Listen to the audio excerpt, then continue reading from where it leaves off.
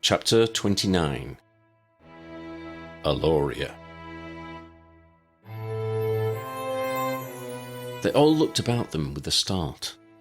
The mountain snowstein had disappeared. It hadn't registered at first because the room they were in was almost completely white and had the same glaring light as the mountain pass. Standing a few yards from them was a woman dressed in a pale blue gown. She was quite beautiful, with the disturbing hardness to her face. Harry was panting. He, Ron, and Ambrose rose to their feet. "Alorea Rakison, I suppose," Harry snarled. "I am. And what a fine collection we have here. 2 British auras, 2 MBI agents, looking worse for wear, and oh dear, the 2 muggles. And a chicken, of course," Ambrose reminded her. "Never dismiss someone simply because they are different from you, even if they are a chicken. By the by, I much preferred your previous look." "Yes, a very unusual chicken," Alorea admitted, ignoring Ambrose's other comment. "And quite an unusual little girl. But what are you doing here, you odd old man? Who even are you?" Harry bent down to check on Tally and Toby. It would be truly gratifying to be in a position to reply, "I am your worst nightmare. However, from some of the things you have thrown at us recently, I suspect your nightmares are rather imaginative. Perhaps I'm your slightly irritating daydream." Harry and Lydia crouched by the 2 stricken Americans. The chicken stood close to Lydia, between her and Alorea. "Oh, shut up, muggle!" Alorea scowled, exasperatedly shaking her head. "Certainly," Ambrose promised. "But first, I would like to congratulate you on sending us our fears." Ambrose glared at her with a venom the others had not seen before. He continued. "Lydia's fear of heights, Toby's of drowning, Ron's of spiders, though where the babies came in, I'm at a loss to say. Perhaps you were projecting your own fears there. Then there were Tally's fears of cold, being buried alive and losing her brother. Finally, Harry's fear and guilt at having others sacrifice themselves for him." Harry stood and moved to Ambrose's side in support of him.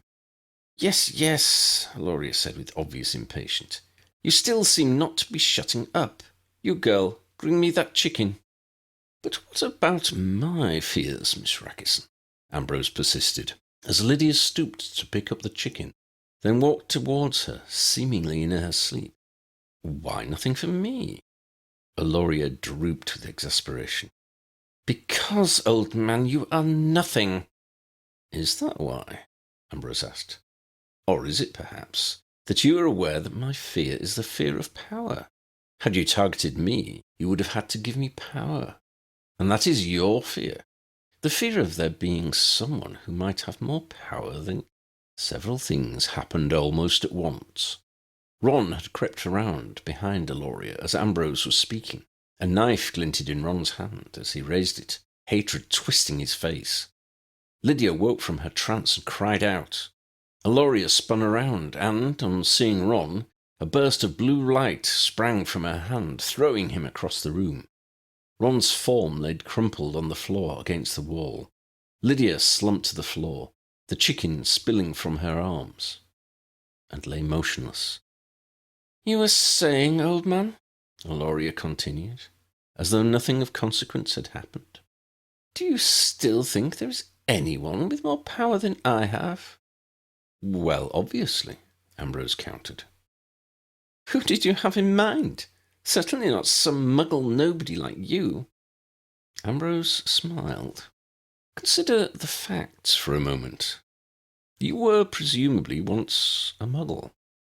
"Not any more," Alorea smirked. "Quite so.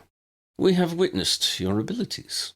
The implication, thus, is that you underwent the ritual that Granville, you remember Granville, I hope, underwent, or something similar." "I did, though I already had a token, like his amulet, as well as the grimoire, so I didn't have to do all that messing about."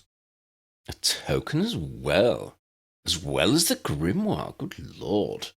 That makes it unmistakably obvious. So how do you not know? She scowled at Ambrose. Oh, what, you idiotic old man! She spat. Off to one side, Lydia stirred. The chicken moved close to her and nuzzled her with its head. Ambrose sighed. You were a muggle. You came into possession of a grimoire of ancient magic, which had been lost for nigh on 2,000 years. How did this happen? Was there a sale at your local antiquarian bookstore? I inherited the grimoire from a distant relative. Aloria's voice had lost a little of its self-assurance. And you also inherited a token, and presumably some means of translating the grimoire, also from your distant relative, I would guess. Was there nobody less distant from this relative to inherit these ancient artifacts? Did neither your relative nor any of their forebears ever, in 2,000 years, consider using the grimoire? Was there some prophecy, some manifest destiny, which made every single one of them resist the temptation to dabble in favour of she who was to come, mousy little Alorea? Lydia sat up and held the chicken to her. The translation was new. My relative had recently completed it, Alorea insisted, now visibly unsure. I am the first to have the opportunity to use the grimoire. Might I propose an alternative hypothesis? You have been played. Played in much the manner that you played Granville. Someone more important and more powerful than you fed you these artifacts. They guided your every move. Your fear of not being the most powerful being is well founded. You are no more than a conduit for another's ambition. Someone else's magic chicken, if you will. Harry laughed. Shut up, Potter, she barked. Everyone thinks you're the one I should fear, but I don't. Funny, said Harry in a calm voice. Voldemort pretended not to be scared of me.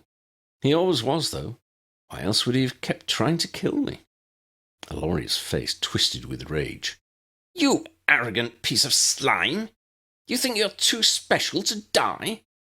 I had all 3 of the Deathly Hallows, Harry said by way of reply. They made me the Master of Death. Voldemort tried to kill me and failed, because I had mastered death. You'll fail as well. It's inevitable. Enough! She shrieked, her eyes wide, her face enraged. Potter, you die now! Alorea raised her hands. Harry rose into the air with a howl of pain. His arms and legs were spread-eagled as he hung aloft. It looked like he was about to be torn limb from limb. No, screamed Lydia, springing to her feet. You evil cow! Lydia dropped the chicken, who flapped to the ground. Alorea looked at her with surprise and fear. Lydia thrust both her arms forwards, palms outwards and fingers spread. Alorea was thrown backwards as if she had been hit by a car. She stopped abruptly and was instantly enclosed in a translucent egg, like the silver one that had enclosed Harry in the mine under Cumbria. This one was golden filigree, with emerald green lights flowing along the filaments. The room was silent. Lydia turned to her friends and swept a hand serenely towards them. Harry sank gently back down to the ground. Ron stood up and shook himself. Toby and Tally stirred and sat up together. Ambrose beamed at his niece and sagged, shaken with nervous laughter. Eck, said the chicken.